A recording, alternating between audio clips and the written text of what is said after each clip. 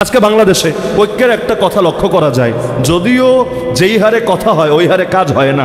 মাইকের সামনে যেভাবে লোক ঐক্য করে ওভাবে যদি আড়ালে ঐক্যের ব্যাপারে আন্তরিক হতো এত মাস লাগতো না, পুরো বাংলাদেশের জনগণের দিলও ভাঙতো না। এই দেশের জনগণ সবাই এখন ইসলামপন্থীদের ঐক্য চায়, সবাই। এখানে এক চেয়ারের জন্য ঐক্য হয় না জাতির মাঝে। কি সুন্দর মরা মানুষগুলো কি সুন্দর ঐক্যবদ্ধ হয়ে থাকে কবরস্থানে, কোনো হাউকাউ নাই, কোনো চিল্লাচিল্লি নাই, কোনো চিৎকার চেঁচামেচি নাই। জিন্দা মানুষগুলারে কেন যেন এক করা যায় না? আমাদের ভিতরে ভেজাল, ভিতরে। এজন্য উপর দিয়ে অনেক সুন্দর সুন্দর কথা বললেও কাজ হয় না এবং জাতি আস্থা হারিয়ে ফেলে দিনকে দিন। আলেমের জুলুম আমাদেরকে এক করে ফেলে অতি সহজে, এটাই স্বাভাবিক ব্যাপার।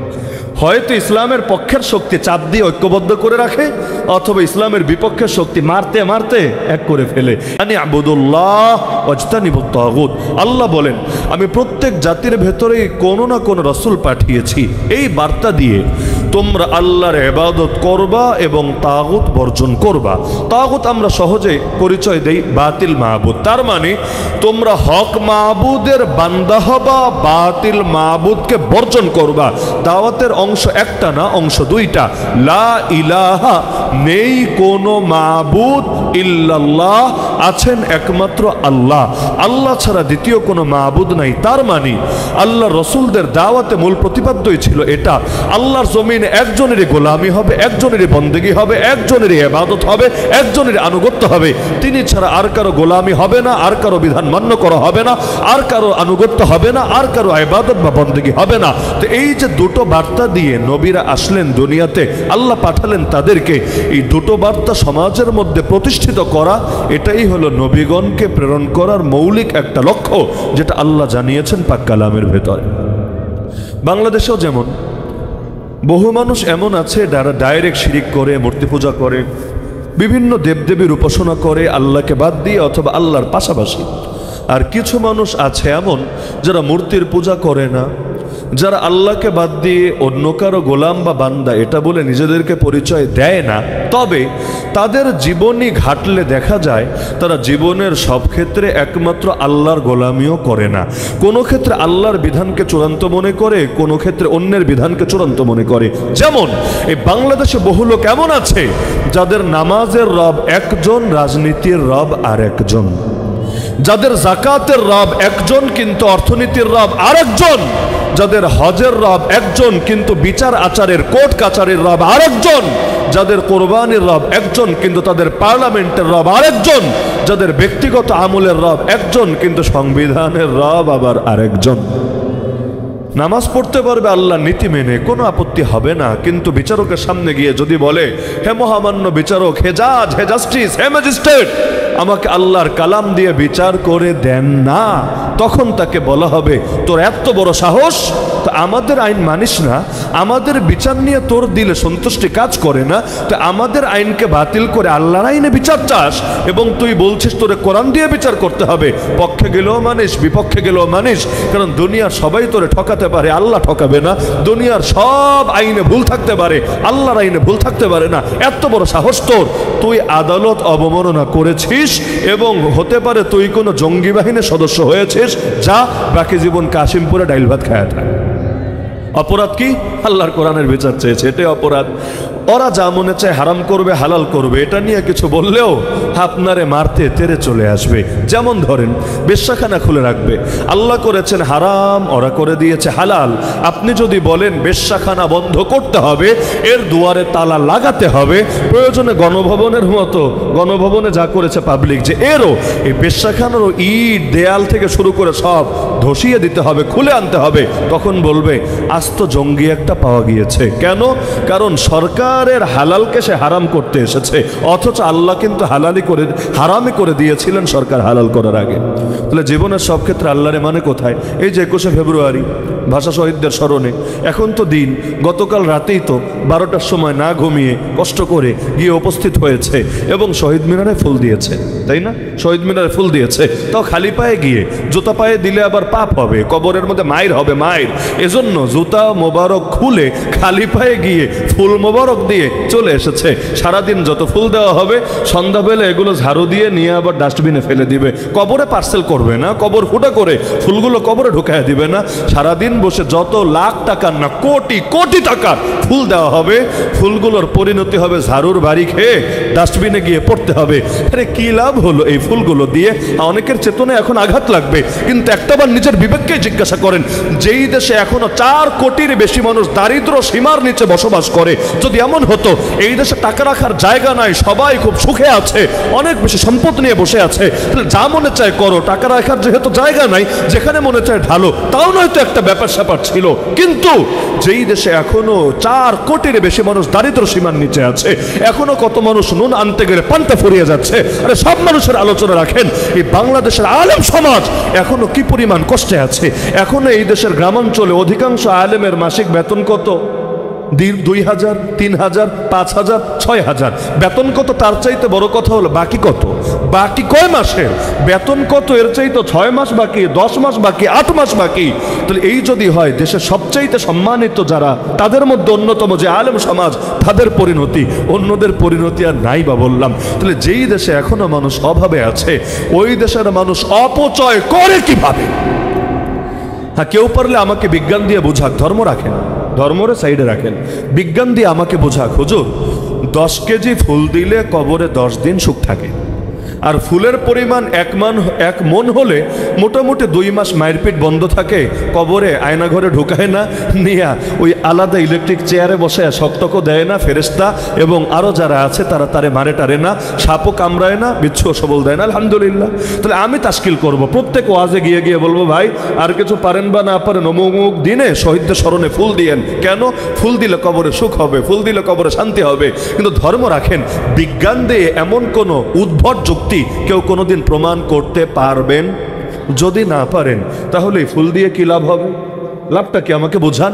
হ্যাঁ, এই টাকাগুলো দিয়ে যদি শহীদদের ফ্যামিলির সেবা করা হতো, তাদের ফ্যামিলি নাই, এ আবু সাইদ চলে গেছে তার পরিবার নাই, মুগ্ধ চলে গেছে তার পরিবার নাই, সালাম বরকত রফিক জব্বার শহীদ হয়েছে সেই আন্দোলনে, ভাষা আন্দোলনে, কিন্তু তাদের আত্মীয় স্বজন কেউ না কেউ দুনিয়াতে নাই, অবশ্যই আছে। তারা খেয়ে আছে নাকি না খেয়ে আছে, ঠিকমতো কাপড় চোপড় পাচ্ছে নাকি ছেঁড়া জামা পরে দিন কাটাতে হচ্ছে, তাদের কর্মসংস্থানের ব্যবস্থা হয়েছে নাকি বেকারত্বের অভিশাপ নিয়ে ঘুরতে হচ্ছে, এটা নিয়ে কোন সরকারের ফিকির আছে, কোন মিডিয়ার ফিকির আছে? এই প্রথম আলো, ডেইলি স্টার থেকে শুরু করে চেতনা, বাজরা, এগুলো নিয়ে কবে প্রতিবেদন ছেপেছে, এগুলোর খোঁজ খবর কবে নিয়েছে? অথচ এত কোটি কোটি টাকা লাগতো না। এর 10 ভাগের 1 ভাগ টাকা দিয়েও যদি তাদের ফ্যামিলি সেবা করা হতো, নিঃসন্দেহে এটা শহীদদের জন্য বড় একটা খেদমত হতো, বড় অবদান হতো। আম্মাজান খাদিজা রাদিয়াল্লাহু আনহা দুনিয়া থেকে চলে যাওয়ার পর আল্লাহ রাসূল সাল্লাল্লাহু আলাইহি সাল্লাম তার আত্মীয় শুধু না, তার বান্ধবী যারা ছিল, নারীদের থাকে না অনেকের সাথে ভালো সম্পর্ক, বান্ধবী, তাদেরকে পর্যন্ত নবী উপহার পাঠিয়ে দিতেন। বিভিন্ন সময়ে নবী যে তাদেরকে পর্যন্ত বিভিন্ন উপহার উপঢৌকন প্রেরণ করে দিতেন। তো নবীর আদর্শ থেকে তো এটাই শিখলাম যে যার অবদান আছে তোমার উপরে, তুমি তার ফ্যামিলিদেরকেও খেদমত করার চেষ্টা করো, এটা মূলত ওই ব্যক্তিরই খেদমত হবে। এটাই তো যুক্তির কথা। আপনি যদি কোনো আলেমকে ভালোবাসেন, সে আলেম মিথ্যা মামলায় কারাগারে পড়ে আছে, মহাব্বতের দাবি এটাই হবে, একদিকে তার মামলা লড়ারও চেষ্টা করবেন, আরেকদিকে তার ফ্যামিলির খোঁজ খবর রাখবেন। এটাই যুক্তির দাবি, এটাই বিবেকের দাবি। আল্লাহ রাসূল চলে গেছেন, কিন্তু তার আহলে বাইতকে মহাব্বত করি না কি করি না? এমনকি আমরা নামাজে দুরূদ শরীফেও শুধু নবীর জন্য না, তার ফ্যামিলির জন্য দোয়া করি না কি করি না? আল্লাহুম্মা সাল্লি আলা মুহাম্মাদ ওয়া আলা আলি মুহাম্মাদ। মুহাম্মদ তো আমার নবীর নাম, কিন্তু আলে মুহাম্মাদ আবার কি জিনিস? আলে মুহাম্মাদি আহলে বাইতুন নবী, আল্লাহর রাসূলের আহলে বাইত যারা, নবীর ফ্যামিলির সদস্য যারা, তা আহলু বাইতুন নবীর জন্য দোয়া করি কেন? এজন্যই দোয়া করি কারণ নবী যেমন ভাবে তাকে সম্মান দেখাতে হয়, তার ফ্যামিলিকে সম্মান দেখালে এটাও মূলত তার প্রতি সম্মান হয়। কুল লা আসআলুকুম আলাইহি আজরা ইল্লাল মাওয়াদ্দাতা ফিল কুরবা, এর একটা তাফসীর এটাও বটে। তাহলে শহীদদের যদি খেদমত করত, অবশ্যই যৌক্তিক ব্যাপার হতো এবং আমাদের সকলের সমর্থন থাকতো, এবং প্রত্যেকে 2 টাকা দিয়ে হলেও এই খেদমতে শরীক থাকতো। কি থাকতেন না আপনারা? কি থাকতেন না? অবশ্যই থাকতেন। কিন্তু এগুলো না করে শহীদদের নামে মূর্তি বানালে শহীদদের কি ফায়দা হবে? আল্লাহ তাআলা বরকত দান করুন, রহমত বর্ষণ করুন শহীদ আবু সাঈদের ফ্যামিলির উপরে। শহীদ হওয়ার পরেই তার ফ্যামিলি সরকারকে জানিয়ে দিয়েছে, অনেকেই হয়তো জানেন, যে আমাদের আবু সাইদের নামে কোনো ভাস্কর্য, কোনো মূর্তি নির্মাণ করা যাবে না, আমরা কিছুতেই সমর্থন করি না। আসলেই তাদেরকে হাজারবার ধন্যবাদ দেওয়া দরকার, তাদেরকে হাজারবার শুকরিয়া জানানো দরকার। এরকম ঈমান তো প্রত্যেকের ভেতরে থাকা দরকার, যে যে চলে গেছে তার জন্য পারলে দোয়া করো আল্লাহর কাছে, কিন্তু তার নামে মূর্তি বানাবা, ভাস্কর্য বানাবা, এটা তার কি উপকার হবে? উল্টো এর দ্বারা এই তার নামে যে গুনাহগুলো ছড়ায় দিচ্ছ, এটা তার জন্য মানহানি বটে, লজ্জাজনক বটে। তো এই ফুলগুলো না ছড়িয়ে যদি এই টাকাগুলো দিয়ে দরিদ্র মানুষের খেদমত করা হতো, এতিমদের সেবা করা হতো, যদি গরিব মানুষদের একবেলা খাবারের আয়োজন করা হতো, অবশ্যই ভালো হতো না মন্দ হতো? আপনি আপনার যুক্তিকে জিজ্ঞাসা করেন। আমি আগেই বলেছি, ধর্ম রাখেন এক পাশে, আপনি বিবেক দিয়ে, আপনার বিজ্ঞান দিয়ে, আপনার যুক্তি দিয়ে, আপনার ফিলোসফি দিয়ে চিন্তা করেন না। একদিনে এই ফুলগুলো না দিয়ে, ফুলের টাকা দিয়ে গরিব দুঃখীর খেদমত করলে অথবা তাদের আত্মীয় স্বজনের সেবা করলে লাভ হতো না লস হতো? লাভ হতো না লস হতো? এমনকি এই যে কোরআনের মাহফিলের আয়োজন করা হয়েছে তাদের স্মরণে, অবশ্যই লাভ হবে। কেন? এই মাহফিলে তাদের জন্য দোয়া হবে, এই মাহফিলে তাদের স্মরণে আলোচনা হবে, নিঃসন্দেহে এটা তাদেরকে বড় উপকার করবে। তো যেখানে লাভ এটা করার খবর নাই, যেখানে লস ওইটা করতে কোনো দ্বিধা নাই। তার মানে সব কিছুর মূল হলো ধান্দাবাজি ছাড়া কিচ্ছু না। অতবে চেতনা হয়ে গেছে তো এগুলো বলাও পাপ, বলাও পাপ। এই যে এই কথাগুলো যখন শুনবে দেখবেন বেচারাদের টেম্পারেচার হট হয়ে গেছে।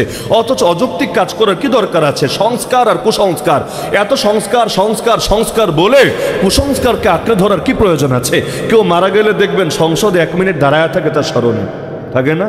আচ্ছা 1 মিনিট না 10 মিনিট দাঁড়ায় থাকলে কবরে কয়দিন সুখ হয় আমারে বলেন?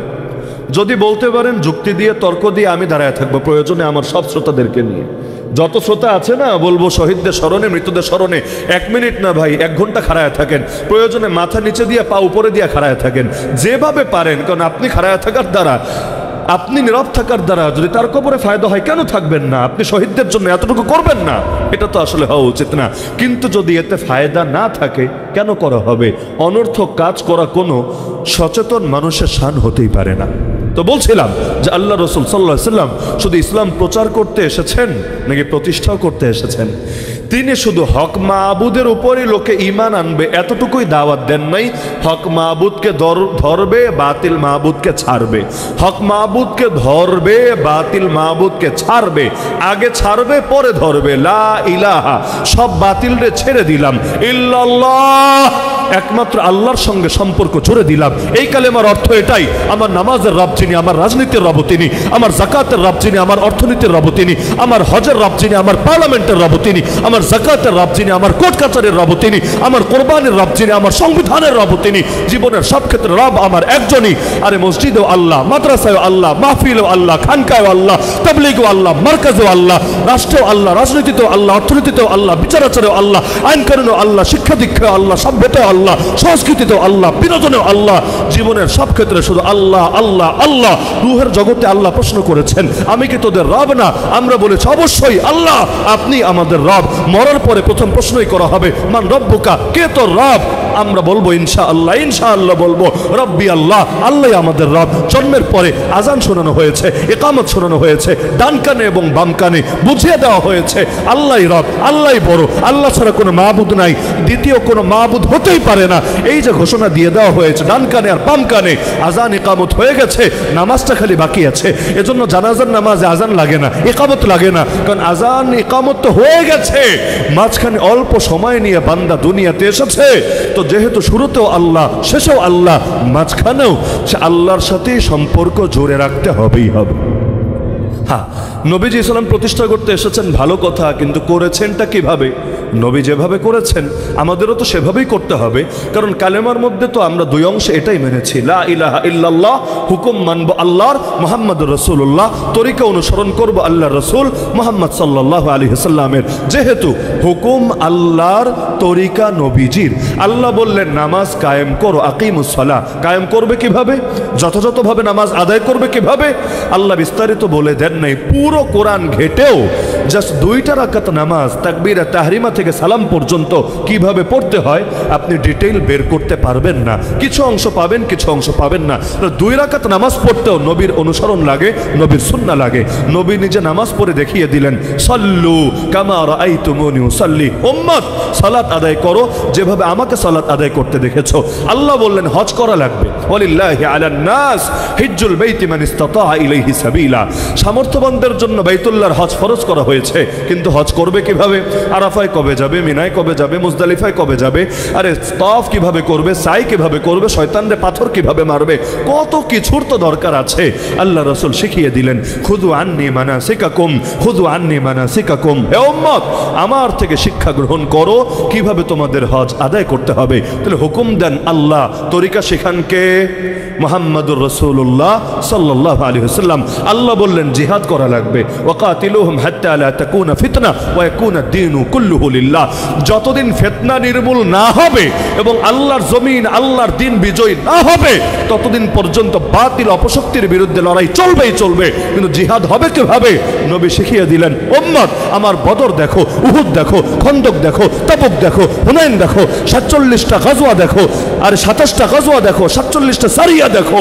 আমার জীবনী দেখে দেখে তোমরা শেখো কিভাবে তোমাদেরকে জিহাদের আয়াতের উপর আমল করতে হবে। হ্যাঁ, আল্লাহ বলে দিলেন শুধু কাফেরের বিরুদ্ধে জিহাদ না, মুনাফিকের বিরুদ্ধেও জিহাদ করা লাগবে। ইয়া আইয়ুহান নবী জাহিদুল কুফারা ওয়াল মুনাফিকিন। তো মুনাফিকদের বিরুদ্ধে জিহাদ হবে কিভাবে? কাদিয়ানের বিরুদ্ধে জিহাদ, ওই লালনবাদীদের বিরুদ্ধে জিহাদ, ওই সেকুলারদের বিরুদ্ধে জিহাদ, ওই নাস্তিক্যবাদীদের বিরুদ্ধে জিহাদ। তাহলে এই যে দুনিয়ার যত অপশক্তি আছে যেগুলো কাফের, কাফেরের বিরুদ্ধে জিহাদ তো ক্লিয়ার, মুনাফিকের বিরুদ্ধে জিহাদ হবে কিভাবে? আল্লাহ তাআলা নবী এটাও শিখিয়ে দিলেন আমাদেরকে যে কাফেরের বিরুদ্ধে জিহাদ হবে ময়দানে সশস্ত্রভাবে, মুনাফিকের বিরুদ্ধে জিহাদ হবে দলিল দিয়ে, প্রমাণ দিয়ে, ইলম দিয়ে, যুক্তি দিয়ে, তর্ক দিয়ে, ওদের ভণ্ডামির মুখোশ উন্মোচনের মাধ্যমে। এজন্য এই আয়াতের তাফসীর করেছেন আব্দুল্লাহ বিন আব্বাস রাদিয়াল্লাহু আনহুমা, ইয়া আইয়ুহান নবী জাহিদুল কুফারা বিসসিনান ওয়া জাহিদুল মুনাফিকিনা বিল বায়ান। হে নবী, কাফেরের বিরুদ্ধে জিহাদ করেন তরবারি দিয়ে, মুনাফিকের বিরুদ্ধে জিহাদ করেন সুস্পষ্ট দলিল দিয়ে। উভয় জিহাদই করা লাগবে। তাহলে আল্লাহর জমিন, আল্লাহর দ্বীন কিভাবে কায়েম করব, এক্ষেত্রে নবীকেই তো আদর্শ মানতে হবে, নাকি অন্য কাউরে আদর্শ মানার সুযোগ আছে? মূল তরিকা 2টা, সাথে প্রাসঙ্গিক আছে কয়েকটা বিষয়। মূল তরিকা কোন 2টা? এগুলো কোরআনে আছে। আল্লাহ বলেন, ফাকাতিল ফি সাবিলিল্লাহ লা তুকাল্লাফু ইল্লা নাফসাকা ওয়া হাররিযিল মুমিনিন আসাল্লাহু আন ইয়াকুফা বাসাল্লাযিনা কাফারু। শেষ থেকে যদি অনুবাদ করি অর্থ দাঁড়ায়, আল্লাহ অবশ্যই কাফেরদের শক্তিকে চূর্ণ করে দেবেন যদি তোমরা 2টো কাজ করতে পারো। কাজ 2টা, ফল 1টা। কাজ 2টা, ফল 1টা। ফল হলো আল্লাহ কাফেরদের শক্তিকে চূর্ণ করবেন, মানে ইসলামী শক্তির বিজয় ঘটাবেন। তবে কাজ করা লাগবে কয়টা? 2টা। 1 নম্বর কাজের নাম হলো হাররিযিল মুমিনিন, দাওয়াত। 2 নম্বর কাজের নাম ফাকাতিল ফি সাবিলিল্লাহ, জিহাদ। মানে দাওয়াতও লাগবে, জিহাদও লাগবে। দাওয়াত প্লাস জিহাদ দুটো যখন মিলবে সমান সমান ইসলামের বিজয় হবে, কুফরি শক্তির পরাজয় হবে। শুধু দাওয়াত দিয়েও হবে না, শুধু জিহাদ দিয়েও হবে না। আল্লাহ রাসূল মক্কায় দাওয়াত দেন নাই, মক্কায় ওয়াজ নসিহত করেন নাই, মক্কায় ইলম শেখান নাই, মক্কায় মানুষের আত্মশুদ্ধির মেহনত করেন নাই। কোন কাজটা করেন নাই মক্কায়? সবই যদি করেন, ইসলাম কেন প্রথম প্রতিষ্ঠিত হলো মদিনায়? 13 বছর তো মক্কায় তার মেহনত চালিয়েছেন, তাহলে ইসলাম মদিনায় গিয়ে কেন প্রতিষ্ঠিত হলো, মক্কার বুকে হলো না কেন? তার মানে ইসলামকে বিজয় করতে চাইলে যেমনিভাবে দাওয়াত লাগে, ইলম লাগে, আত্মশুদ্ধি লাগে, একইভাবে ইসলামকে বিজয় করার জন্য আন্দোলনও লাগে, সংগ্রামও লাগে, জিহাদও লাগে, বিপ্লবও লাগে। উভয়টা যখন মেলে আল্লাহর জমিনে ইসলাম বিজয়ী হিসাবে আত্মপ্রকাশ করে।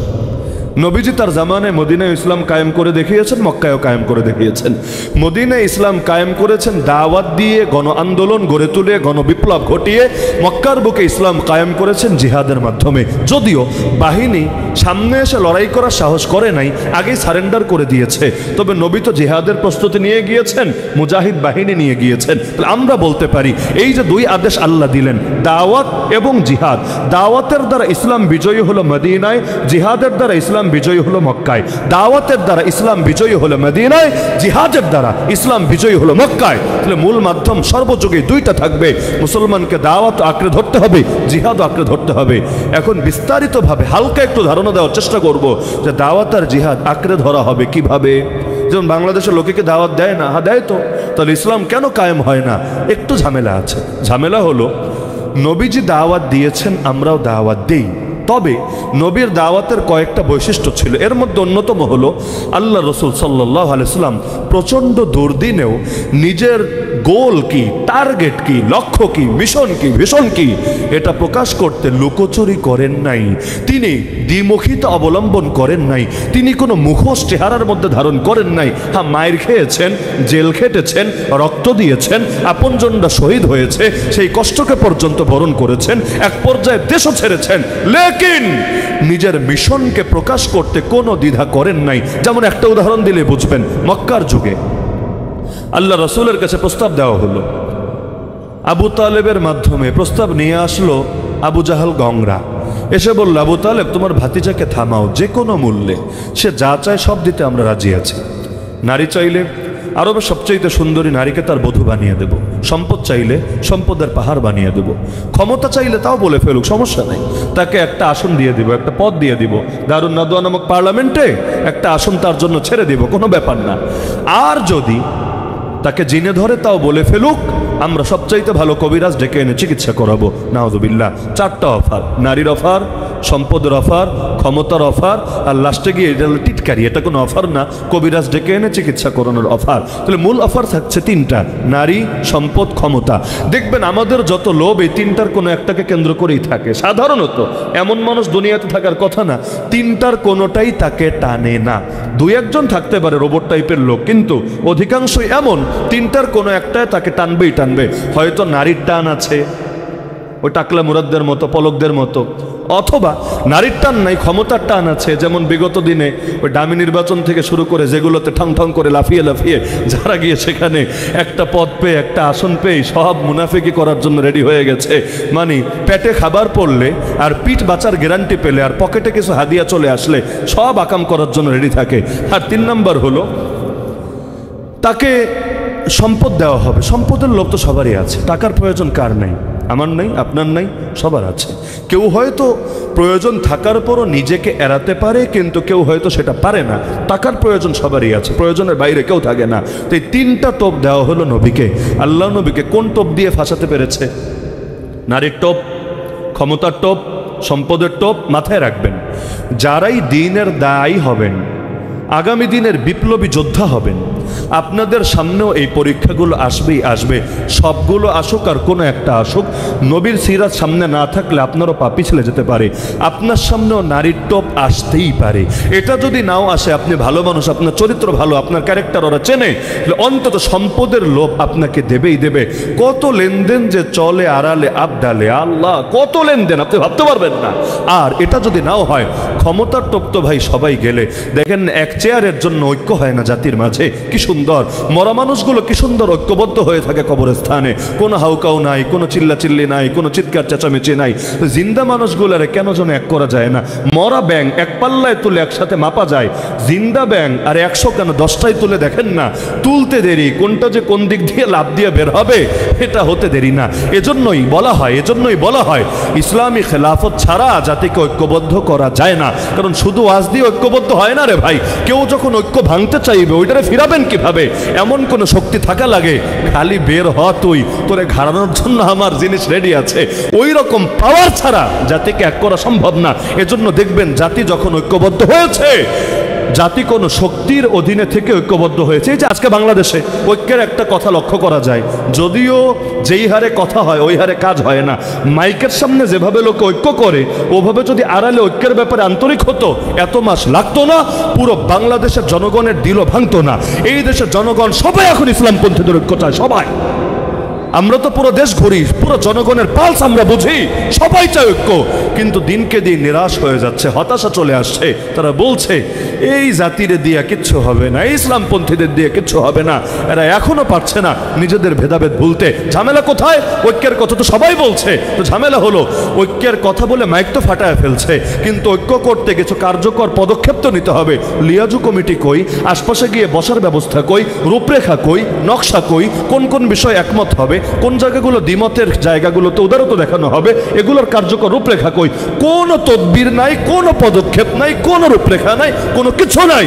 তাহলে মাইকের সামনে আসলে ঐক্য ঐক্য ঐক্য ভাবতে এমন, মাইক ফাটাইলে ঐক্য হবে, এই রকম ডায়লগের এক পয়সা দামও নাই। আমাদের ভিতরে ভেজাল, ভিতরে। এজন্য উপর দিয়ে অনেক সুন্দর সুন্দর কথা বললো, কাজ হয় না এবং জাতি আস্থা হারিয়ে ফেলে দিনকে দিন। আল্লাহ হেফাজত করুন আমাদেরকে। কিন্তু এই যতটুকু ঐক্যের পরিবেশ হয়েছে, এটাও কেন হয়েছে? এজন্যই হয়েছে জালেমের জুলুম আমাদেরকে এক করে ফেলে অতি সহজে। এটাই স্বাভাবিক ব্যাপার। হয়তো ইসলামের পক্ষের শক্তি চাপ দিয়ে ঐক্যবদ্ধ করে রাখে, অথবা ইসলামের বিপক্ষের শক্তি মারতে মারতে এক করে ফেলে। এই যে মুসলমানদের দেখেন, তাদের মধ্যে কি ইখতিলাফ নাই? অবশ্যই থাকবে। মাসালাগত ইখতিলাফ, মতদর্শগত ইখতিলাফ, রূপরেখাগত ইখতিলাফ, এগুলো সব জাতির ভেতরে থাকবে। আরে হাতে 5 আঙ্গুল থাকলেও তো এক হয় না রে ভাই, এক না। এগুলোর মধ্যেও তো পার্থক্য আছে। ঘরে 4 ভাই থাকলে একমত হয় না, এর মধ্যেও তো পার্থক্য আছে। এমনকি যে বাংলাদেশে সাম্প্রদায়িক সম্প্রীতি বলে বলে যে একটা শব্দ খুব হাউকাউ করা হয়, অথচ দেখেন এই দেশে কারা নিজেদের মধ্যে সম্প্রীতি ধরে রাখতে পারে? আর অন্য ধর্মের লোক রাখেন, এক ধর্মের লোকই তো পারে না ঠিক থাকতে। ভাইয়ে ভাইয়ে খুনোখুনি হয় না? এক খণ্ড জমির জন্য একজন আরেকজনকে মেরে ফেলে না? আরে সামান্য ব্যাপার নিয়ে রাস্তাঘাটের মধ্যে গাড়ি থামিয়ে মারপিট লেগে যায় না? তো এই দেশে তো নিজে এক জাতির লোকেরাই সম্প্রীতির বন্ধনে আবদ্ধ হতে পারে না, অন্য জাতি তো পরে। আমি তো মনে করি এই দেশে বিধর্মী যারা আছে তাদের হাজারবার কৃতজ্ঞতা জানানো উচিত এই দেশের জনগণকে। কেন জানেন? নিজেদের মধ্যে যে হারে মারামারি করে, যে হারে ঝগড়া করে, যে হারে কোপাকুপি করে, যে হারে লাইগাই থাকে, ওর তুলনায় 1000 ভাগের 1 ভাগও ঝামেলা হয় না ওদের সাথে। তাও যা 2-1টা হয়, ধর্মের নামে কমই হয় আর অন্য জিনিস বেশি হয়। মানে অন্য কোনো জায়গা জমি নিয়ে ঝামেলা হোক, অথবা কোনো ষড়যন্ত্র নিয়ে ঝামেলা হোক, রাজনৈতিক ব্যাপার নিয়ে ঝামেলা হোক, কিন্তু পরবর্তীতে এগুলো ধর্মের নামে চালায় দেয়। যেমন এই যে 6 মাস আগে সরকার পতনের পরে অনেকে আছে ওই দল করে, কিন্তু ধর্ম পরিচয় আলাদা। দল করে ওইটা বিগত দিনে অনেক জুলুম করেছে, অনেক চুরি করেছে। পাবলিক যেহেতু মুসলমান, পাপিষ্ঠ নেতাদেরও মেরেছে, এরকম অনেক ওই ধর্মের লোকদেরও গিয়ে মাইট দিয়েছে। এজন্য না যে ওর ধর্ম আলাদা, বরং এজন্য ফ্যাসিস্টের দালাল, ও হলো ফ্যাসিবাদের চামচা। কিন্তু পত্রপত্রিকায় কেউ নিউজ করেছে বা ইন্ডিয়া টেলিভিশন তো গরম করে দিয়েছে, কি বলে? দেখ দেখ দেখ হিন্দু মারে, দেখ দেখ দেখ বিধর্মীদের মারে। অথচ হিন্দু হওয়ার কারণে তার টাচও করা হয় নাই। তাকে যদি কোনো কিছু করেও থাকে, মব যদি হয়েও থাকে, সেটা হয়েছে অন্য কারণে, তার জুলুম, তার ব্যক্তিগত আক্রোশ, তার বিগত দিনের ক্যারেক্টারের কারণে। কিন্তু দেখা যায় ইস্যুটা ঘুরিয়ে দেওয়া হয় সম্পূর্ণ পরিকল্পিতভাবে অন্যদিকে। এই দেশের মুসলমান নিজেরা যে হারে মারপিট করে, আরে পুরো বাংলাদেশ রাখেন, এক ব্রাহ্মণবাড়িয়ায় ধরেন। আমি পচানোর জন্য বলছি না, ব্রাহ্মণবাড়িয়ার মানুষরা সাহসী, গফরগাঁওয়ের মানুষ, ব্রাহ্মণবাড়িয়ার মানুষ, এরকম আরও কিছু জায়গার মানুষ আছে সাহসী। তবে সাহসটা জায়গা মতো ব্যবহার করতে পারলে ইসলামের বিজয় হয়ে যাবে ইনশাআল্লাহ। তবে জায়গা মতো ব্যবহার না হলে মাঝে মাঝে একটু অজায়গায় ব্যবহার হয়ে যায় আর কি। বিয়ে শাদী বয়সে না করলে মাঝে মাঝে একটু তিরিং বিরিং এদিক সেদিক হয়ে যায়। তো এটা স্বাভাবিক ব্যাপার। পানি আসছে, যদি এটারা স্বাভাবিকভাবে আসতে দেন, রাস্তা করে দেন, ও স্বাভাবিকভাবে যাবে। কিন্তু যদি বাধা দেন, ভাঙ্গা চুরে যেদিক দিয়ে পারে সেদিক দিয়ে ছুটবে। তো এই যে দেখা যাচ্ছে এক ব্রাহ্মণবাড়ি যে হারে মুসলমানে মারপিট চলে, এর 1000 ভাগের 1 ভাগ মারপিট হয় কাফেরদের সাথে? হয় না তো। কিন্তু তারপরও কি হারে আমাদেরকে ট্যাগ দেয়, আমরা নাকি ওদের দাম দেই না, ওদের আমরা জানমাল হেফাজত করি না। অদ্ভুত ব্যাপার। নিজেদেরটা যা করি বেটা তোদেরটা এর চাইতে বেশি করি। মসজিদ পাহারা দেয় না, মন্দির গিয়া ঠিকই পাহারা দেয় বিপদের সময়ে, যখন ঝামেলা হওয়ার আশঙ্কা থাকে। মসজিদ কেউ পাহারা দেয় না, দেন আপনারা? মসজিদ কেউ দেয় না, কিন্তু ওদের মন্দির গিয়ে ঠিকই পাহারা দিয়েছে। তাও ধন্যবাদ না দিয়ে কতজনে আবার আমাদেরকে উৎখাত করার চেষ্টা চালাচ্ছে। আল্লাহ হেদায়েত দান করুন, আল্লাহ সহি আকল দান করুন এই পাগলদেরকে। তো এখন জালেমের জুলুম আমাদেরকে ঐক্যবদ্ধ করে দেয়। এখন দেখেন না বাংলাদেশে কি হারে মারপিট চলছে। মূলদল বাদ দেন, ছাত্রদের বিভিন্ন দলগুলাই যে হারে মারপিট শুরু করেছে, পাবলিক কেউ কেউ তো বলে বসে আগেই মনে হয় ভালো ছিলাম, কারণ আগে তো নিজেরা মারপিট করে নাই, ওদের মায়ের খেয়ে সবাই আলিফের মতো সোজা থেকেছে, এখন পিঠে মাইর নাই তো এখন নিজেরাই নিজেদের ধরে মারতে শুরু করেছে। এই দেখেন না কি অবস্থা বাংলাদেশে। আমি নাম বলবো না, নাম বললে আবার বলবে আমারে আঘাত করেছে, ও আবার বলবে আমারে আঘাত করেছে। কিন্তু জাতির খাসলতের মধ্যেই কি জানি আছে, যখন দুর্বল থাকে খুব ঐক্য থাকে, যেই মাত্র একটু স্পেস পায়, চান্স পায়, কে যে কারে ল্যাং মেরে ফেলবে। আর হবেই না কেন? জাতীয় খেলা হাডুডু না? আমাদের জাতীয় খেলা কি? ক্রিকেটও না, ফুটবলও না, জাতীয় খেলা হাডুডু। আর এই খেলা ব্রিটিশরা শিখিয়ে গেছে তাও না, পাকিস্তানিরা চাপিয়ে দিয়েছে ওই ভাষা চাপানোর মতো, এটাকেও চাপাতে চেয়েছে। বিষয়টা এমন না, এগুলো আমাদের রক্তেই আছে। জাতীয় খেলা জাতীয় স্বভাবের আলামতি বটে, জাতীয় খাসলতের মধ্যে আছে। দোস্ত, তোরে যদি আমার কোর্টের মধ্যে কোনোভাবে পায়ে গেছি, আমরা 10 জন মিলে হলেও তোরে ল্যাংমাইরা ফালাবো, ধপাস করে কাঁচার দিব, এতে নিজে ব্যথা পেলেও পাবো, কিন্তু তোরে একবার বাগে পেলে আর জিতে দিব না, যেতে দেব না, তোরে খেয়ে ছাড়বো। এই হলো অবস্থা। তো একদিকে হাডুডু হলো জাতীয় খেলা, আর একদিকে আমাদের খাবারের মধ্যেও এটার প্রকাশ আছে। মাছে ভাতে বাঙালি, ব্রয়লারে ভাতে বাঙালি তো বলে না, গরুতে ভাতে বাঙালি তো বলে না, মাছে ভাতে বাঙালি। আর মাছ তো মাশাআল্লাহ বড়টা চান্স পাইলে ছোটরা খেয়ে ফেলে, যে হারে খাওয়া খাওয়াই চলতে থাকে ওদের ভিড়ে, মাছ খেয়ে খেয়ে আমাদের ভেতরেও স্বভাব একটু চলে এসেছে। কি এসেছে? একটু শক্তি পাইলেই আরেকটারে ধোয়া খায়া ফেলার চেষ্টা করে। যত ঐক্য সব হলো যখন পায়ের তলায় মাটি না থাকে তখন। আর পায়ের তলায় মাটি পেলে মানে মাঝে মাঝে মনে হয় ফ্যাসিস্ট লুকিয়ে আছে অধিকাংশ বাঙালির বুকের ভেতরে। এক ফ্যাসিস্ট লোকান্তরে, লক্ষ ফ্যাসিস্ট ঘরে ঘরে। আর যখন দিনকাল খারাপ থাকে সবাই যায় ঐক্যবদ্ধ হয়ে, দিনকাল একটু যদি ভালো হয় প্রতিটা ফ্যাসিস্ট আপন শক্তিতে জ্বলে ওঠে। আল্লাহ রাসূল সাল্লাল্লাহু আলাইহি ওয়াসাল্লামের দাওয়াতের বৈশিষ্ট্য ছিল সেই প্রচন্ড দুর্বলতার হালতেও তিনি মিশনকে গোপন করতেন না। তিনি বললেন, আরে কিসের লোভ দেখাও, কিসের নারী, কিসের ক্ষমতা, কিসের সম্পদ, ফাওয়াল্লাহ, আল্লাহর কসম করে বলছি, লা ওয়াদাউ শামসা ফি ইয়ামিনি ওয়াল কমারা ফি ইয়াসারি আলা আন আতরুকা হাদাল আমরা মা তারাকতুহু হাত্তা ইউযহিরাহুল্লাহ ওয়া আহলিকা দুনাহু। আল্লাহর কসম করে বলছি, আমি মুহাম্মাদের হাতে আকাশে সূর্যটা যদি এনে দাও আমার ডান হাতে, আর বাম হাতে যদি আকাশে চাঁদটাও এনে রাখো, তবুও আমি থামবো না, তবুও থামবো না, তবুও এই পথ ছাড়বো না, যতদিন না আল্লাহ তার জমিনে ইসলামকে করবেন জিন্দা, অথবা আমি মুহাম্মদ হব মুর্দা। হয়তো শরিয়ত জিন্দা হবে, না হলে শাহাদাত নসিবে জুটবে। হয়তো শরিয়ত, নয়তো শাহাদাত, হয়তো খেলাফত, নয়তো শাহাদাত। এক পর্যন্ত আমাকে কোনো কিছু দিয়ে তোমরা থামাতে পারবে না। তা নবীর বার্তা তো স্পষ্ট। এমন না যে মক্কায় মায়ের খেয়েছেন, দুর্বল ছিলেন, সুর পাল্টে দিয়েছেন, তখন বলেছেন না না ইসলাম চাই না, এই চাই সেই চাই, বিভিন্ন উদ্ভট কথা বলেছেন। না, মুসলমানের কথা ইসলামী শান অনুসারে হবে, কাফেরদের কথা কাফেরদের শান অনুসারে হবে, ওদের কথার আমাদের কথায়ও পার্থক্য থাকবে। তো মক্কার যুগেও আল্লাহ রাসূল স্পষ্ট রেখেছেন তিনি ইসলামের বিজয় চান, এবং যতদিন ইসলাম বিজয় না হবে তিনি থামবেন না। থামাতে চাইলে পথ একটা, তাকে মেরে ফেলা। মরলে থামবেন, কিন্তু যতদিন বেঁচে থাকবেন দিনকে বিজয়ী করার জন্য লড়াই চালাবেন। আজকের বাংলাদেশে আমরা ইসলামপন্থীরা সংখ্যায় সবচাইতে বেশি, শক্তিতে সবচাইতে দুর্বল। বিশ্বাস হয়? কোয়ান্টিটিতে সবার চাইতে এগিয়ে সংখ্যাগরিষ্ঠ, আর কোয়ালিটিতে আমরাই সংখ্যালঘু। হিন্দুত্ববাদীরা সংখ্যালঘু না, নাস্তিক্যবাদীরা সংখ্যালঘু না, বামরা সংখ্যালঘু না। এই দেশে কোয়ালিটিতে, শক্তিতে আমরাই হয়ে গেছি সংখ্যালঘু। রাজনৈতিকভাবে, সাংস্কৃতিকভাবে, উভয়ভাবে দেখেন আমাদের চাইতে বেশি দুর্বল আপনি কাউকে খুঁজে পাবেন না। এই যে ইসলামপন্থীদের অবস্থা কেন? আমাদের জনসমর্থন কম না, আমাদের জনসমর্থন সবচাইতে বেশি। বিশ্বাস হয় না? আমাদের জনসমর্থন যে হারে আছে, শাহবাগীদের জনসমর্থন কি আছে, ইস্কনের জনসমর্থন কি আছে, কাফের মুশরিকদের, বামরামদের জনসমর্থন কি আছে, সব জনসমর্থন তো আমাদের। আরে আমরা ডাক দিলে পাবলিক ছুটে আসে একদম হুড়হুড় করে, পারলে পকেটে টাকা দিয়ে যায়, নিবে না দূরের কথা, দিয়ে যায়। আর ওরা বিরিয়ানির প্যাকেট দিয়েও লোক পায় না, মোটরসাইকেলে তেল দিয়েও লোক পায় না। এমনকি হুজুরদের নিয়ে ওদের এত জেলাসি কেন, এত হিংসা কেন? বড় কারণ এটা, ওরা বোঝে হুজুররা যতদিন থাকবে পাবলিক ওদেরকে খাবে না। এজন্য এই দেশে মাহফিলে রাজনৈতিক আলাপ নিষেধ, এটা যারা বলে তারাই কিনা প্রধান বক্তার আগে মাইকটা হাতে নিয়ে 2 মিনিট ভোট ভিক্ষা করে। রে ভাই, মাহফিলে না রাজনৈতিক আলাপ, ঠিক না? তুই এগুলো কি বলস, এগুলো কি চাস? তোর একটু লজ্জা শরম লাগে না? আচ্ছা বলবি, ভালো কথা, প্রধান বক্তার পরে যত মনে চায় বল, কত বলতে পারিস, তোর ভান্ডারে কত কথা আছে, বল বল বল, বলতে থাক। না, সেটা বলবে না, কারণ জানে দোয়াটা করে হুজুর চলে গেলে ওই পাবলিক আর বক্তব্য শোনার জন্য আর মার্কার ফজিলত শোনার জন্য এক সেকেন্ডও বসে থাকবে না। তাহলে ধর্মরে পুঁজি করে, ধর্ম নিয়ে ব্যবসা করার চেষ্টা করে, হুজুরদেরকে বসায় রেখা। তা আগ থেকে বলে না, আগ থেকে বললে আমরা অনুমতি দেব না, প্রশ্নই আসে না, অনুমতি কিছুতেই দেব না, আগ থেকে বলে না। আগ থেকে চুপচাপ থাকে, বলে হুজুর আপনার বয়ান 10:30 থেকে, ভালো কথা, এসে বসবো।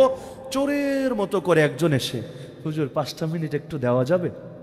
এগুলো করে না, এগুলো করে না। তার মানে কি, জনসমর্থন ওদের বেশি না, আমাদেরই বেশি, কিন্তু কাজে লাগে না কেন? দুই কারণে। একটা তো অনৈক্য বোঝেনি, আর আরেকটা হলো জনসমর্থন আছে, জনশক্তি নাই। যে হারে জনসমর্থন আছে ওই হারে জনশক্তি নাই। আমরা, কষ্ট নিয়েন না, আমরা আমরা ওই কচু পাতার পানি দেখেই খুশি হয়ে যাই। আহ কত পানি, কি সুন্দর পানি, দেখলে দেখতেই মনে চায়। কিন্তু আমরা একবার চিন্তা করি না, বাতাস আসতে দেরি, এই পানি গড়িয়ে পড়তে দেরি না। আল্লাহ রসুল বিপ্লব করেছেন অতি অল্প সংখ্যক সাহাবিকে নিয়ে। এই যে আজকের মাহফিলে যে কয়জন লোক আছেন, এর চাইতে কম সংখ্যককে নিয়ে নবীজি এক বিপ্লব ঘটিয়ে দিয়েছেন দুনিয়ার বুকে। তো এত কম মানুষ নিয়ে কিভাবে বিপ্লব করলেন? মক্কায় 13 বছর দাওয়াত দিয়েছেন, 1000 লোক কালেমা পড়েন, 1000ও না, এত কম মানুষ নিয়ে এক মদিনা ইসলাম কায়েম করে ফেললেন। আর আমরা এত মানুষ, এক মিরপুরে কত মুসলমান, শুধু এক মিরপুরে কত মুসলমান, কিন্তু 1 ইঞ্চি জমিনও বিগত প্রায় 350 বছরে 1 সেকেন্ডের জন্য আল্লাহর দিন জিন্দা করতে পারি নাই। 1757 থেকে আজ 2025-এর 21শে ফেব্রুয়ারি, এই দীর্ঘ সময় প্রায় 350 বছর হতে চলছে, 1 সেকেন্ডের জন্য ইসলাম বিজয়ী করতে পারি নাই। কেন? মুসলমান কম, নবীর উম্মত কম, আল্লাহর বান্দা কম, আরে নামাজি কম, রোজাদার কম, মাদ্রাসা কম, ওয়াজ মাহফিল কম, তাবলীগ কম, ইজতেমা কম, খানকা কম। কোন জিনিসটা কম আমাকে বলেন? যতদিন যাচ্ছে সব জায়গায় লোক তো বাড়ছে, মাহফিল হচ্ছে আরো বেশি, লোক তো কমে নাই, লোক তো আরো বেড়েছে, মাদ্রাসা হয়েছে আরো বেশি, ছাত্র তো কমে নাই, আরো বেড়েছে। সবই যদি বাড়ে, ইসলামের বিজয় হতে ঝামেলা থাকছে কোন জায়গায়? ওই দুইটা জায়গায়। 1 নাম্বার, অনৈক্যতা আছে, এটা ব্যাখ্যা করা লাগবে না, সবাই বোঝেন, কিন্তু জনসমর্থন আছে, জনশক্তি নাই। আরে আল্লাহ নবীর জামানার বদর দেখেন আর হুনাইন দেখেন। আমি শুধু অতি সংক্ষেপে ইশারা দিয়ে দিয়ে আজকের আলোচনা করা লাগবে, তাহলে এত লম্বা বিষয় এত অল্প সময় আলোচনা করা সম্ভব না। বদর দেখেন, হুনাইন দেখেন। বদরে মুসলমান ছিল কত? 313। এর মধ্যে লড়াইয়ে নেমেছে কয়জন? 305। বাকি 8 জন অন্যান্য দায়িত্বে ছিলেন, যাদের মধ্যে ওসমান রাদিয়াল্লাহু আনহু ছিলেন। নবী তাকে মদিনায় পাঠিয়ে দিয়েছিলেন, নবী কন্যা ওসমানের স্ত্রী অসুস্থ ছিল, তার সেবা করার জন্য। তাহলে ময়দানে 305, কাফের 1000, ফলাফল ইসলাম বিজয়ী। হুনাইনের ময়দানে মুসলমান কত বেশি, কত বেশি, কাফেরদের চাইতেও 3 গুণ বেশি। ফলাফল এমনভাবে তীরের বৃষ্টি আসলো, পালানোর জায়গা খুঁজে পাচ্ছিল না। إذ أعجبتكم كثرتكم فلم تغن عنكم شيئا وضاقت عليكم الأرض بما رحبت। জমিনটা সংকীর্ণ হয়ে গেল, একদম সংকীর্ণ। আল্লাহর রাসূল আর 2-1 জন সাহাবী ছাড়া পুরো ময়দান খালি হয়ে গেল। নবী ছিলেন ময়দানে, আনা নবিয়্যু লা কাযিব আনা ইবনু আব্দুল মুত্তালিব, ঠান্ডা মাথায় কবিতা বলছিলেন, কিন্তু অধিকাংশ মানুষ পালিয়ে গেল। কেন? বদরে এত কম সংখ্যা নিয়ে পালায় নাই, হুনাইনে এত বেশি সংখ্যা নিয়ে প্রাথমিকভাবে পালিয়ে গেল। অবশেষে আল্লাহ তাআলা দিলটারে মজবুত করলেন, আবার তারা ফিরে আসলো। কারণ কি ছিল? কয়েকটা কারণ ব্যাখ্যা করা যায়। এর মধ্যে অন্যতম কারণ, যেটা আমাদের আলোচনার সাথে প্রাসঙ্গিক, বদরে লোক কম ছিল, কিন্তু প্রত্যেকে দক্ষ জনশক্তি ছিল। লোক কম, কিন্তু প্রত্যেকে এক একটা বারুদ, এক একটা বিপ্লব, একাই 100। কারণ দীর্ঘ বছর পর্যন্ত তারা নবীর থেকে শুধু শিক্ষাও না, শিক্ষা তো পেয়েছেন, দীক্ষাও পেয়েছেন, প্রশিক্ষণ পেয়েছেন, তারবিয়াত পেয়েছেন, তাজকিয়া হাসিল করেছেন। প্রত্যেকের ঈমান এমন ঈমান, জমিনে বসে দোয়া করে আসমান থেকে রবের নুসরাত জমিনে নেমে আসে। তাহলে এই যে শক্তি নিয়ে নেমেছেন, দক্ষ জনশক্তি, লোক কম ছিল, কিন্তু আলহামদুলিল্লাহ ওদের কদমরে শুধু নাড়িয়ে দেয় নাই, ওদের মেরুদণ্ডকেই ভেঙে দিয়েছিল। কুফরের মেরুদণ্ডই ভেঙে গেছে, যার কারণে এই দিবসকে আল্লাহ নাম দিয়েছেন। এই 17 রমজান বদর দিবস না, এই দিনটারে আল্লাহ বলেছেন ইয়াউমুল ফুরকান। 10 নম্বর পরে পাবেন সূরা আনফালের ভেতর, ইয়াউমুল ফুরকান, পার্থক্যকারী দিবস, হক আর বাতিলের মধ্যে পার্থক্যকারী। অপরদিকে হুনাইনে লোক বেশি, কিন্তু অধিকাংশ এখানে আমাদের মতো আর কি, ভক্ত সমর্থক টাইপ। মানে কি, এখানে ধরেন লোক অনেক বেশি, বড় একটা অংশ তারা মুসলমান হয়েছে কয়দিন আগে, কেউ 2 মাস আগে, কেউ 6 মাস আগে, কেউ 1 সপ্তাহ আগে, কেউ 2 দিন আগে, একদম মুসলিম। মক্কা বিজয়ের পরে আর ঈমান এনেছে। মক্কা বিজয়ের কিছু পরেই তো হুনাইনের যুদ্ধ হলো। মুসলিম, নতুন মুসলমান, এখন ওইভাবে তারবিয়াত পায়নি। আর আগে লোক ছিল কম, প্রত্যেকেই অনেক লম্বা সোহবত পেয়েছে। এখন লোকও বেড়েছে, প্রত্যেকেরও ব্যস্ততা আছে, নবীরও কাজ অনেক বেড়েছে। প্রত্যেকে ওইভাবে আগের সাহাবীদের মতো এত তারবিয়াত পায় নাই, ভেতরটা এত সুন্দর করে গড়ে ওঠে নাই। এমনকি মজার বিষয়, অনেক কাফেরও ছিল হুনাইনের ময়দানে, মুসলমানদের সাথে যুদ্ধ করতে এসেছে। বলবেন এটা কেমন কথা? কাফের আসে মুসলমানের সাথে জিহাদ করতে? হ্যাঁ এসেছে। কেন? গনিমতের লোভে। যখন আপনারা 5ই আগস্ট গণভবনে গেলেন, বিপ্লবীরাও গিয়েছে, চোর মামারাও গিয়েছে, তাই না? কেউ গিয়েছে বিপ্লবের পূর্ণতা ঘটাতে, আক্রোশ ঝাড়তে, কেউ গিয়েছে যা কপালে জোটে আর কি, পাঙ্গাসি পাই, অথবা একটা এসি পাই, একটা ফ্রিজই পাই, যদ্দূর পাই। বলে না বাঙালি মাগনা পাইলে আলকাতরাও খায়, লোকে বলে, আমি বলি না, মাগনা পাইলে আলকাতরাও খায়। তো যা পাবে তাতেই তো লাভ। একদল বুলডোজার নিয়ে 32 নম্বরে গিয়েছে, কেন? ক্ষোভ মেটাতে, আক্রোশ মেটাতে এবং ফ্যাসিবাদের কফিনে শেষ পেরেক ঠুকতে। আরেক দল গিয়েছে যা পাওয়া যায় আর কি, যদ্দূর পাওয়া যায় ওইটাই লাভ। 1 টাকা পাইলে ওইটাও তো লাভ, তো নাই মামার চাইতে কানা মামা তো ভালো। তো দেখা যায় মুসলমান হুনাইনে গিয়েছে জিহাদ করতে, কিছু কাফের ভেবেছে আমরাও যাই না, যা পাবো তাই তো লাভ। কারণ মুসলমানরা হারানোর কে আছে? যখন 313 ছিল তখনই হারে নাই, আজকে 10,000, আজকে কোন বাপের বেটা হারাবে? তো একটা আইফোন পাওয়া গেলেও লাভ, একটা রয়্যাল এনফিল্ড পাইলেও লাভ, একটা মার্সিডিজ পাইলেও লাভ, এই যুগের ভাষায় আর কি। আর ওই যুগের ভাষায় একটা ঘোড়া পাইলেও লাভ, একটা উট পাইলেও লাভ, একটা তরবারি পাইলেও লাভ, যা পাবো তাই তো লাভ এসেছে। তো এদের ভেতরের হালত কেমন আর বদরের মুসলমানদের ভেতরের হালত কেমন? তাহলে সংখ্যা তো বেড়েছে, কিন্তু কোয়ালিটিতে একটু ঘাটতি দেখা দিয়েছে।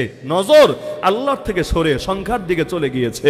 ইয আজাবাতকুম কাসরাতুকুম, সংখ্যাধিক্যের মুগ্ধতায় পড়ে গিয়েছে। ফলাফল কোনো কাজে আসলো না সংখ্যা। অবশেষে তাদেরকে প্রাথমিকভাবে এমন পরিস্থিতির শিকার হতে হলো, মনে হচ্ছিল আজকে কেউ বাঁচবে না, সবাইরা জানে মরতে হবে। তাহলে কি বুঝলেন?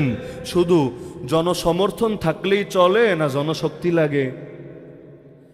আমরা তো মাশাআল্লাহ অনেক সময় নেতা গড়লেই খুশি, নেতা সর্বস্ব দল, কর্মী লাগবে না। কেন? সবাই আমাদের কর্মী। সবাই কর্মী, ডাক দিলে সবাই আসবে, সমস্যা নাই। মাহফিলও ডাক দিলে সবাই চলে আসে, এখানে সব দলের লোক আছে, বিশ্বাস হয় না? এই যে মাহফিল না, সব দল, এমনকি আমার 2-1টা কথায় যদি কেউ নারাজ হয়, ওই টাইপের দলের লোকও এখানে আছে, সবাই থাকে, স্বাভাবিক ব্যাপার। কিন্তু মাহফিলে যদি 10 লাখ লোকও দেখেন, ভাইবেন না ইসলামের বিজয় হয়ে গেছে। কেন? খালি নেমে দেখেন না ময়দানে 10 লাখের ভেতর 10 জন পাশে থাকে কিনা দেখেন না। এই যে আমরা জেলে যাওয়ার আগে নারায়ে তাকবীর আল্লাহু আকবার, ঠিক ঠিক এগুলো তো ঠিকই বলতো লোকে। যখন জেল থেকে বের হলাম আবারও নারায়ে তাকবীর আল্লাহু আকবার, ঠিক ঠিক সবই বলছে লোকে। মাঝখানের দিন লোকগুলা কই হারায় গেছিল আল্লাহ ভালো জানে। আমি এটা বলতে চাই না যে কেউ কিচ্ছু করে নাই, কেউ কোনো দোয়া করে নাই, কেউ কোনো চেষ্টা করে নাই, কিন্তু এটা তো বলবো যেই হারে শ্রোতা পাবেন ওই হারে বিপদের সঙ্গী পাবেন না, বিপদের বন্ধু পাবেন না। হ্যাঁ, বিপদের সঙ্গী ওগুলো আশা করে আমরা ময়দানে কাজ করিও না। কেউ থাকলেও চলবে, না থাকলেও চলবে। হাসবুনাল্লাহু ওয়া নি'মাল ওয়াকিল, আল্লাহ থাকলে চলবে, দুনিয়ার দ্বিতীয় কেউ না থাকলেও কিচ্ছু আসে যায় না। কিন্তু আমি জাতির পালস বোঝাচ্ছি, জনগণের মানসিকতা বোঝাচ্ছি। যতদিন পর্যন্ত দাওয়াত দিয়ে, গণ দাওয়াত দিয়ে আরে শুধু গণসমর্থক না, বরঞ্চ দক্ষ জনশক্তি গড়ে না তুলবেন, প্রশিক্ষিত কর্মী গড়ে না তুলবেন, ততদিন পর্যন্ত বিপ্লবের স্বপ্নই থাকবে, ওই স্বপ্ন আর কখনো পূরণ হবে না। এই যে আন্দোলন একটা হয়ে গেল, জুলাই আন্দোলন, আপনি কি মনে করেন ওই সবাই মিলে এলোমেলো আন্দোলন করলে বিজয় চলে আসতো? না, এলোমেলো আন্দোলনে কখনো ফলাফল আসে না। কিছু মানুষ ঠিকভাবে লিড দিতে পেরেছিল, যখন যেটা করণীয় সেটা ঠিক করতে পেরেছিল, বাকিরা তাদের সঙ্গ দিয়েছিল, ব্যাস। সমর্থক অনেক থাকুক, সমস্যা নাই, কিন্তু লিড তো জনশক্তির হাতে থাকা লাগবে। না হলে কি হবে? নামাতে পারবেন সহজে, আর কন্ট্রোল করতে পারবেন না। কি থেকে যে কি হবে আপনিও বুঝবেন না, লাস্টে খালি জিহ্বায় কামড় দিয়ে পড়ে থাকবেন। আমার এখনো মনে পড়ে, আমি এই ঘটনাটা এখন শোনাবো, কারো সুনাম করার জন্যও না, কারো দুর্নাম করার জন্যও না, পজিটিভ হিসাবেও না, নেগেটিভ হিসাবেও না, খালি সেরেফ এবং সেরেফ একটা এক্সাম্পল হিসাবে, একটা উদাহরণ হিসাবে। 5ই মে 2013, কোন রাতের কথা বলছে সবাই জানেন। সারা রাত যেহেতু সেখানে ছিলাম, পুরো ঘটনা আমাদের চোখের সামনে, পুরোটা চোখের সামনে। আমাদের ওই মিডিয়ার খবর দেখে দেখে বোঝা লাগবে না, আমরা নিজেরাই প্রত্যেকে এক একজন জলজান্ত সাক্ষী, আমাদের মিডিয়া লাগে না। সেই রাতের একটা ঘটনা আমি শুধু আমার যতবার মনে পড়ে আলাদা একটা অবাক বা একটা বিস্ময় কাজ করে ভেতরে। আমরা তখন একটা মাদ্রাসায়, ওদিকে গোলাগুলি শুরু হয়ে গেছে। আমরা একটা মাদ্রাসার 2 তলায় আছি ওই সময়। হঠাৎ করে দেখা যাচ্ছে যে একদিকে তো পুলিশ তো গুলিটুলি করছে, সে বিকাল থেকেই তো করছে। আমি নিজেও বিকালবেলায় টিয়ার সেলে আক্রান্ত হয়েছি, তো এখন তো রাতের কথা। দেখা যাচ্ছে একটু বরবার নামছে, এখানে গুলি করে, ওখানে এই করে, ওখানে সেই করে, বহুত কিছু হচ্ছে। জায়গাটা শাপলা চত্বর থেকে কিছুটা দূরে। তো এখন সেখানে দেখা যাচ্ছে হঠাৎ করে অনেকগুলো পুলিশ এগিয়ে যাচ্ছে। ওই একটা পুলিশ সদস্য পেছনে ওই মোবাইল টিপতে নাকি করতে জানো মূল বাহিনী থেকে একটু পিছিয়ে পড়েছে, একটু। হঠাৎ করে দেখলাম কোত্থেকে অনেকগুলো লোক এসে জড়ো হলো। এই গলি থেকে 2 জন, ওই গলি থেকে 3 জন, ওই গলি থেকে 5 জন, সব মিলে সংখ্যা কত আমি তো গুনে রাখি নাই, তবে 10-এর উপরে 20-এর নিচে, মানে একটা গেরিলা অভিযান টাইপ আর কি। বের হয়ে কোত্থেকে যে আসলো কিচ্ছু বুঝলাম না। আইসা বাকিগুলোরও তো ঢিলটিল মারলার, ওই যে একটা একটু দলছট ছিল ওইটারে আস্তে কইরা ম্যানকা চিপায় নিয়ে গেল, চিপাগল্লিতে নিয়ে গেল। এরপর যে কি মাইটটা দিল, সুবহানাল্লাহ। আমরা সুবহানাল্লাহ বা নাউজুবিল্লাহ যেটা পড়া লাগে পড়া নেন আপনি। আমরা উপর থেকে দেখছি যে আরে মায়ের কারে বলে, এদিকে তুই মূল বাহিনী, ওরা তো গুলি করতে করতে এগিয়ে আসছে। ওরা যখন এসেছে আবার জিনেরা যে কই হাওয়া হয়ে গেছে আল্লাহ ভালো জানি, কে যে কোন গলিতে গিয়ে ঢুকলো, মানে তাকায় দেখছে। আমি আরো কয়টাটা ডাইকা আনলাম, দেখ দেখ কি অবস্থা, এই জিনরা কোত্থেকে আসলো, মাইর দিয়ে আবার হাওয়া হয়ে গেল। আবার কিছুক্ষণ পর দেখা গেল মোটামুটি 20 মিনিট বা আধা ঘন্টা হবে, ওই সময়ের পরিস্থিতি খারাপ, ঘড়ি ধইরা, আর এগুলো ইতিহাস বলতে হবে, ওই স্মরণও তো তখন নাই। কিছুক্ষণ পর আবার কোত্থেকে বের হয়ে এই কয়েকজন একত্রিত হয়ে আবার ঢিলটিল মাইরা আবার নাই হয়ে গেল। পুলিশ এখানে মারে, ওখানে মারে, এইগুলি করে, খুঁজে পায় না। আবার এরকম সব মিলে 4-5 বার শুধু আমি নিজেই দেখলাম।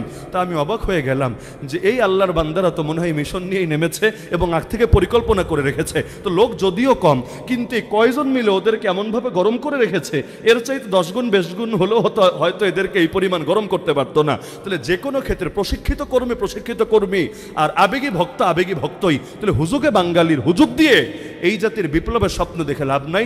বিপ্লব যদি আসলে চান, আপনি যোগ্য ব্যক্তি তৈরি করেন।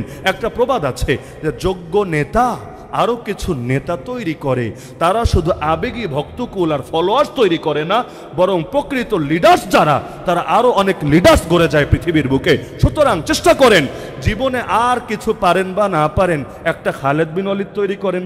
আর কিছু পারেন বা না পারেন, একটা বেলালে হাবশি তৈরি করেন।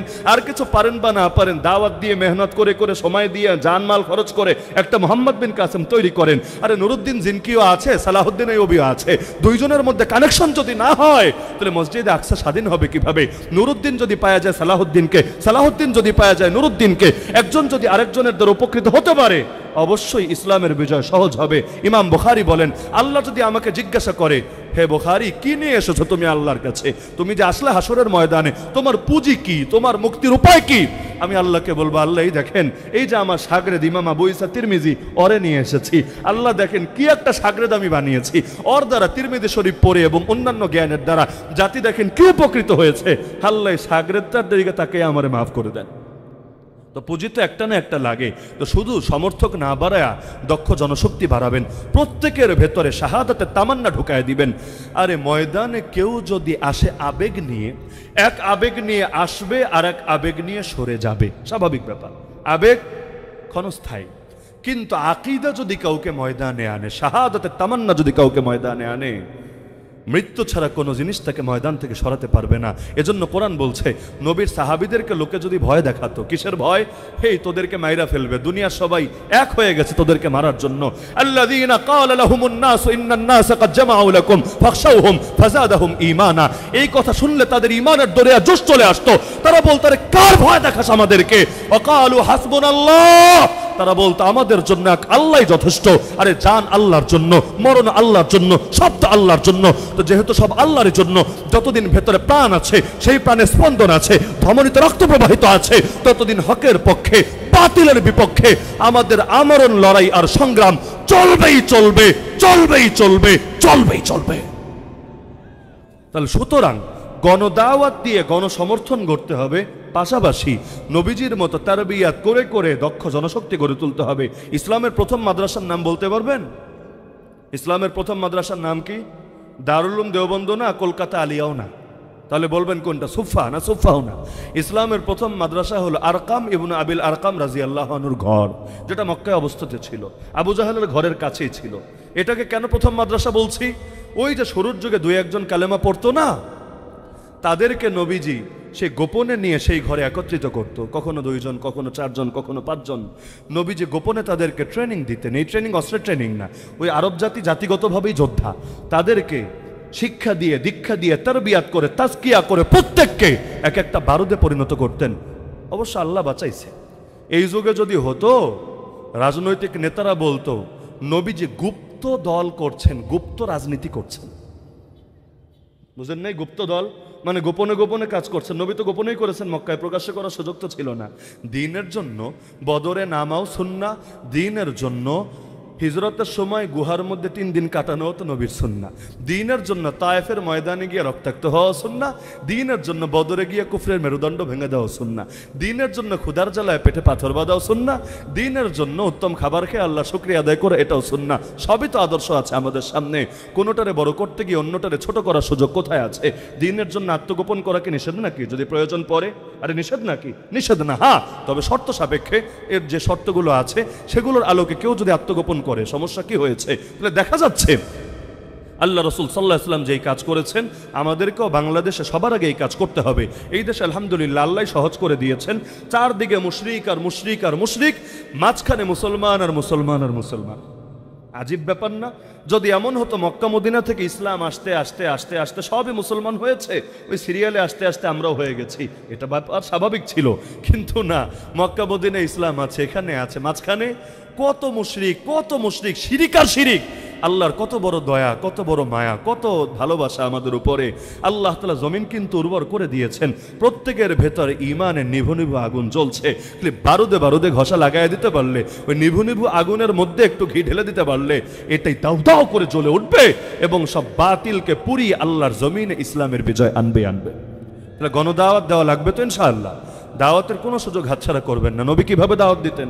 কখনো বাজারে গিয়া, ওই ওকাজ বাজার, মাজান্না বাজার, ওদের বাজার, এগুলো তো দাওয়াত দিতেন। কখনো পাহাড়ের আগায় উঠে ওই পাহাড়ের চূড়া থেকে পর্যন্ত দাওয়াত দিতেন। কষ্টের কথা বলি, আমি এখানে কাউকে টার্গেট করতে চাচ্ছি না, তবে ব্যাপারটা এমন, দাওয়াতের ব্যাপারে আমরা এত গাফেল, দাঁত থাকতে দাঁতের কদর বুঝি না, দাঁত পড়ে গেলে আফসোসের শেষ থাকে না।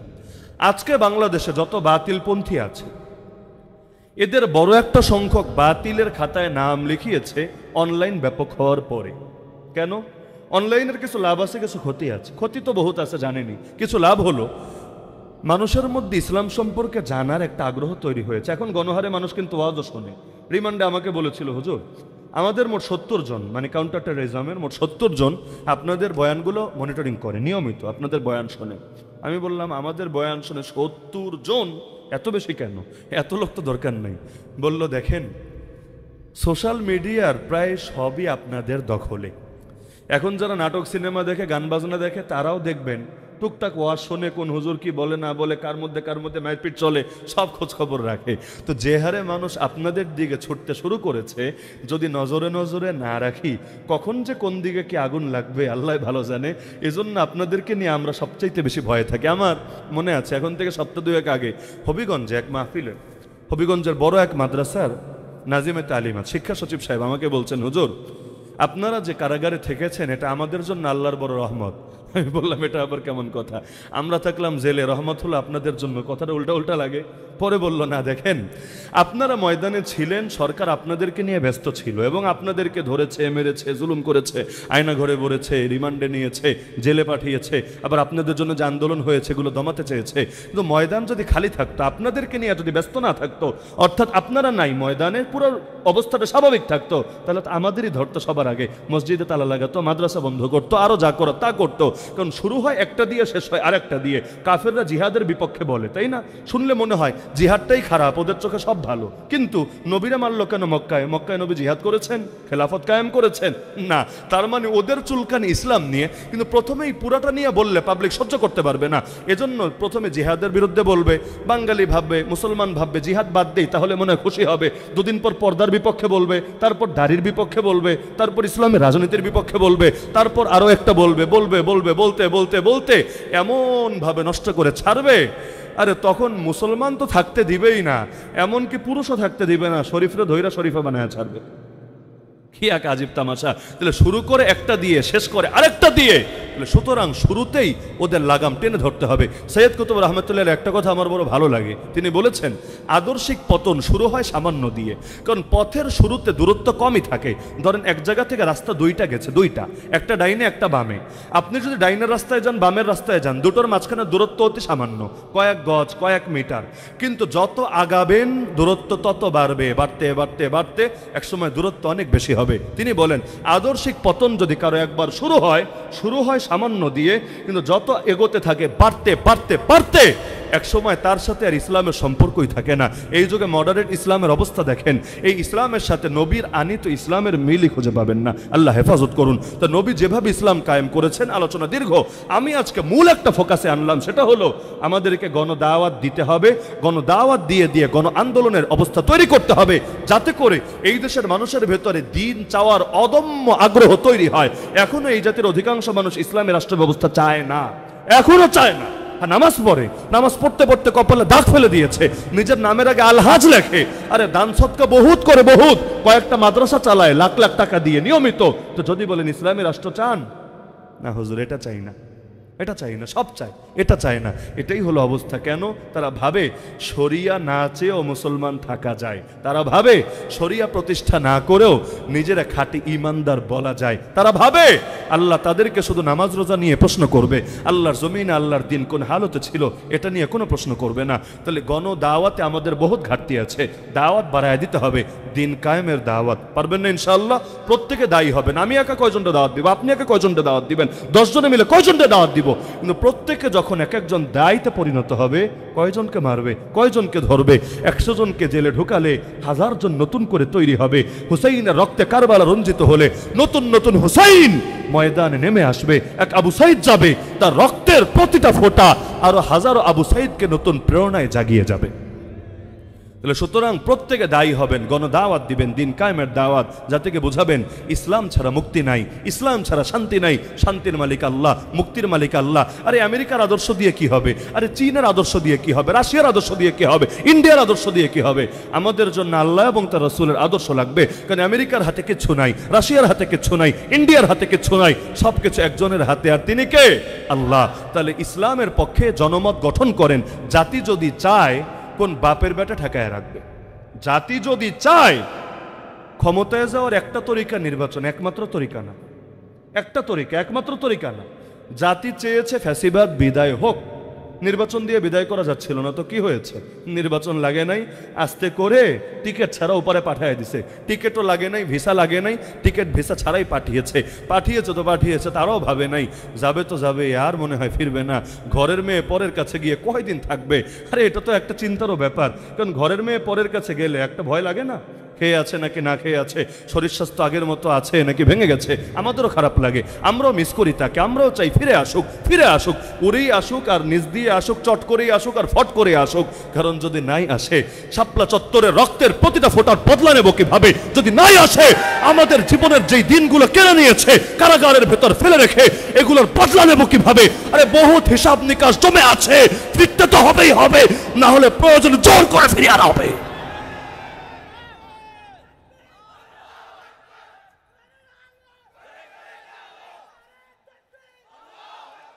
গণদাওয়াত দিয়ে গণ আন্দোলন গড়ে তোলেন, জনমত গঠন করেন, আর ব্যাপকভাবে, খালি আবেগে সমর্থক না, ভক্তকুল নিয়ে এত স্বপ্ন দেখেন না, কিছু দক্ষ জনশক্তি তৈরি করেন, যারা হবে আন্দোলনের প্রাণ, যারা হবে বিল্ডিং এর ভিত্তি, ফাউন্ডেশন, তাদের উপরে পুরো সমর্থকদের বিল্ডিংটা দাঁড়ায় থাকবে ইনশাআল্লাহ।